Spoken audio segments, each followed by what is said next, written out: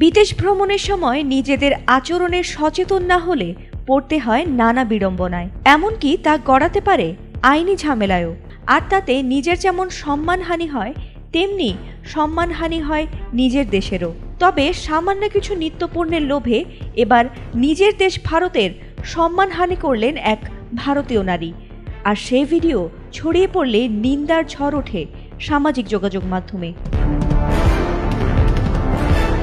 বুধবার এক প্রতিবেদনে এ তথ্য জানিয়েছে ভারতীয় সংবাদ মাধ্যম টাইমস অফ ইন্ডিয়া। প্রতিবেদনে জানা গেছে, ঘটনাটি ঘটেছে যুক্তরাষ্ট্রের ইলিনয় অঙ্গরাজ্যে, যেখানে টার্গেট নামের এক খুচরা বিক্রেতা চেইনের একটি স্টোরে সন্দেহজনকভাবে ঘোরাফেরা করেন এক ভারতীয় নারী। আর সেখানে 1.5 লক্ষাধিক টাকার পণ্য চুরি করে বসেন অ্যাভলানি নামের এক ভারতীয় নারী।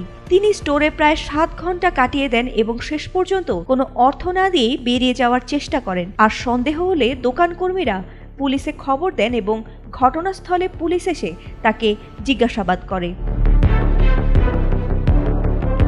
যদিও ঘটনাটি ঘটে চলতি বছরের 1 মে, তবে ঘটনার একটি bodycam video YouTube channel bodycam এডিশনে প্রকাশিত হয়। আর সেই ভিডিওতে দেখা যায় সেই নারী পুলিশের কাছে কাঁদতে কাঁদতে অনুরোধ করছেন যে আমি টাকা দিয়ে দিচ্ছি, এখন এটা কেন নিতে পারবেন না। উত্তরে সেই কর্মকর্তা বলেন, এখন আর সেটা সম্ভব নয়, কারণ আপনি গুরুতর অপরাধ করে ফেলেছেন।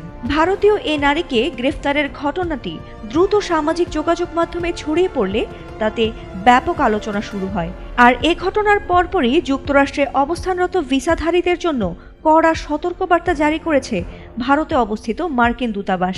এক্স হ্যান্ডেলে প্রকাশিত বিবৃতিতে মার্কিন দূতাবাস জানায়, যুক্তরাষ্ট্রে হামলা, চুরি বা ডাকাতির মতো অপরাধ শুধুমাত্র আইনি ঝামেলাই নয়, বরং এতে আপনার ভিসা বাতিল হতে পারে এবং ভবিষ্যতে আর যুক্তরাষ্ট্রে প্রবেশের সুযোগ নাও থাকতে পারে। যুক্তরাষ্ট্র আইন শৃঙ্খলার প্রতি শ্রদ্ধাশীল এবং প্রত্যাশা করে যে বিদেশি নাগরিকরাও তা মেনে চলবেন।